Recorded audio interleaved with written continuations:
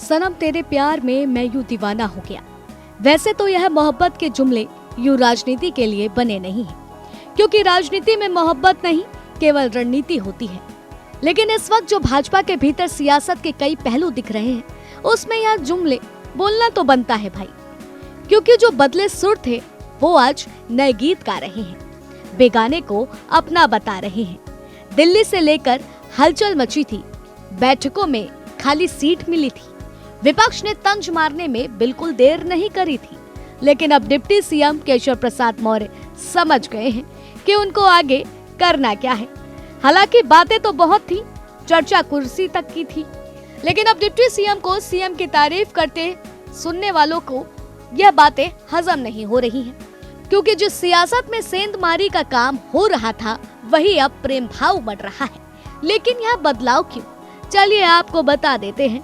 लेकिन पहले आप सुने कि केशव प्रसाद मौर्य सीएम योगी की तारीफ में क्या क्या पुल बांध रहे हैं।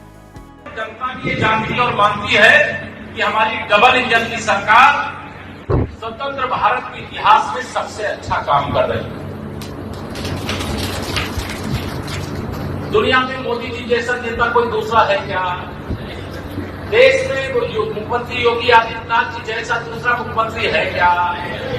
तो जब देश का नेता हमारा दुनिया का सबसे शक्तिशाली प्रभावशाली और प्रदेश के हमारे मुख्यमंत्री जब पूरे देश के मुख्यमंत्रियों की तुलना होती है उसमें सबसे अच्छा काम इनकी अगुवाई में किया जा रहा है, तो पीछे होना चाहिए कि आगे होना चाहिए? यह ऐसा दूसरी बार है जब केशव विरोधियों को तंज नहीं बल्कि सीएम योगी की तारीफ कर रहे हैं।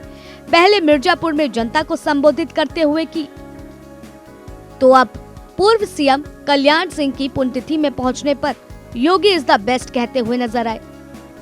वो सारी बातें कह डाली जहां साफ कहा गया कि योगी के नेतृत्व में राम नीति और राष्ट्रनीति दोनों में भेदभाव नहीं हुआ, कानून हो भ्रष्टाचार हो सब पर रोक लगी है और योगी जी ने करके दिखाया है कि आखिर जुर्म करने वालों को किस तरीके से दबोचना है।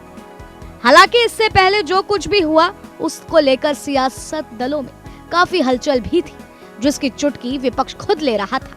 लेकिन अब चीजें बदली नजर आ रही हैं।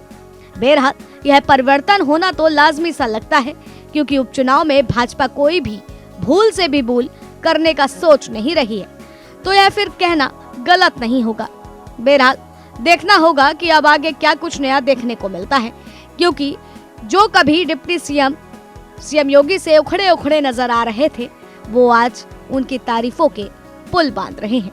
हाँ भाई, ये राजनीति है, यहाँ पल भर में कुछ भी हो सकता है।